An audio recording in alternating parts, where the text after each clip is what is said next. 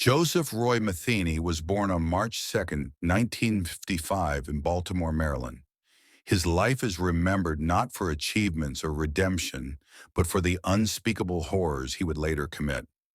His early years laid the groundwork for what would become a dark and twisted path. According to statements from his attorneys, Metheny grew up in a deeply dysfunctional home. His mother, they claimed, was largely absent, working long hours to provide for him and his five siblings. His father, described as an alcoholic, died in a car accident when Joseph was only 6 years old. This sudden and traumatic loss was just the beginning of a series of hardships that would shape Metheny's future. He later described his childhood as one marked by neglect, bouncing from one foster-style home to another, never having the emotional or psychological foundation a child needs. This version of his upbringing painted him as a lost child, unloved, unsupported, and left to drift. But this narrative is complicated by conflicting accounts from Metheny's own mother. She acknowledged their poverty and the demands of single motherhood, but she rejected the idea that Joseph had been mistreated or neglected. He was smart and had a good childhood, she insisted. If he was neglected, it was his own fault. It was a pretty good home. She portrayed him as an intelligent, polite, and well-behaved child who never displayed signs of violence or cruelty. These drastically different versions of his youth make it difficult to pin down the roots of his evil. Was he a victim of his circumstances, or was there always something broken within him? In either case, whatever remained of the boy, described as above average and respectful, would eventually vanish, replaced by a man capable of monstrous acts. In 1973, at the age of 18, Metheny joined the United States Army. His mother claimed he served in Germany, while Metheny himself said he was sent to Vietnam, where he allegedly became addicted to heroin. However, this claim is widely disputed. Records show that American military involvement in Vietnam was drawing to a close by the time Metheny enlisted, and there is no solid proof he was ever deployed there. Even his mother expressed doubt about the Vietnam story. Regardless of where he was stationed, his time in the military appears to have marked a turning point. After joining the Army, he grew increasingly distant from his family, cutting off contact and falling deeper into addiction. His mother later reflected, "He just kept drifting further and further away. I think the worst thing that ever happened to him was drugs." That slow drift away from stability would soon spiral into something far darker than anyone in his life could have anticipated. The years that followed saw Metheny descend into homelessness, drug abuse, and ultimately a horrifying life of violence and murder. In the 1990s, he became a well-known figure among Baltimore's homeless and transient community.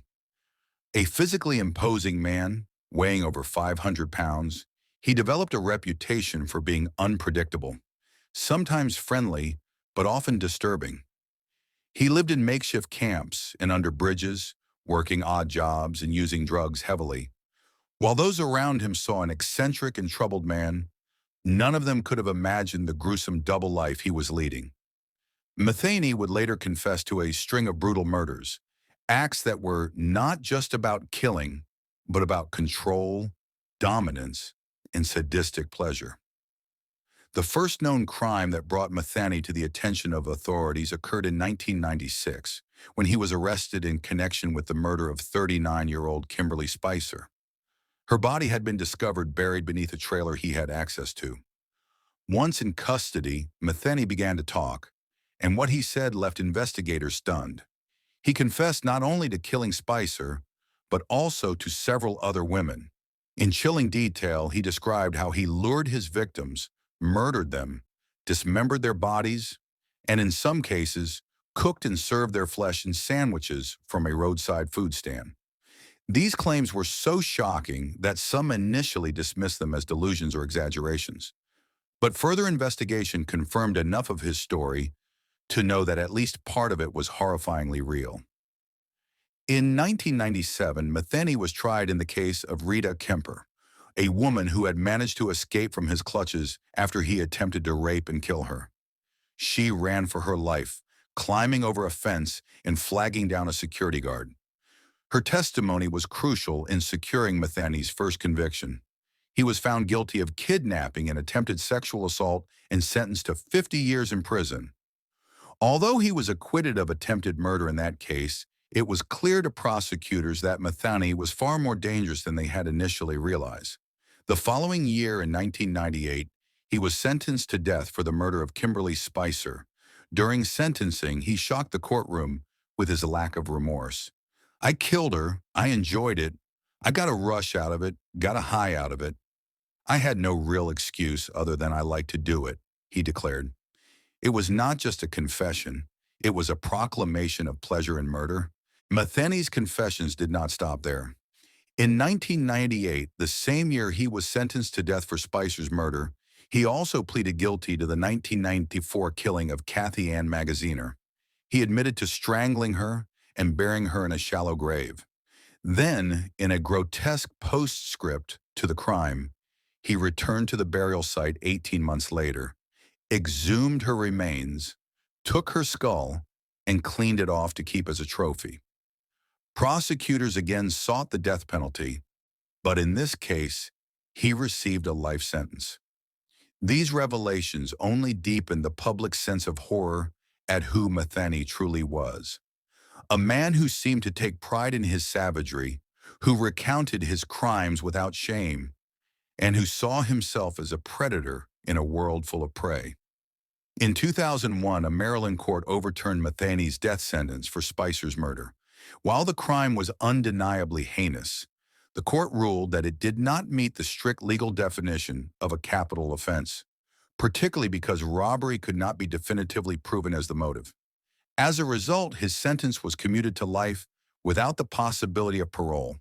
Though spared the death penalty, Metheny would spend the rest of his days behind bars. He was housed at the Western Correctional Institution in Cumberland, Maryland, a maximum security facility where he was isolated from the outside world, left alone with the memories of the lives he had destroyed and the monster he had become. Joseph Roy Metheny died on August 5, 2017, at the age of 62. He was found unresponsive in his cell during a routine check. No foul play was suspected, and his death was ruled as occurring from natural causes, though the exact details were not publicly released. His death marked the end of a terrifying chapter in American true crime history. While he left behind no known followers or admirers, his case continues to fascinate and disturb those who study the psychology of serial killers. What drove Metheny to do what he did? Was it drugs, trauma, or something far more sinister within him from the very beginning? These questions may never be fully answered, but what remains is the terrifying truth. Joseph Roy Metheny was not just a killer. He was a symbol of how unimaginable evil can live quietly, undetected, until it finally erupts into the light.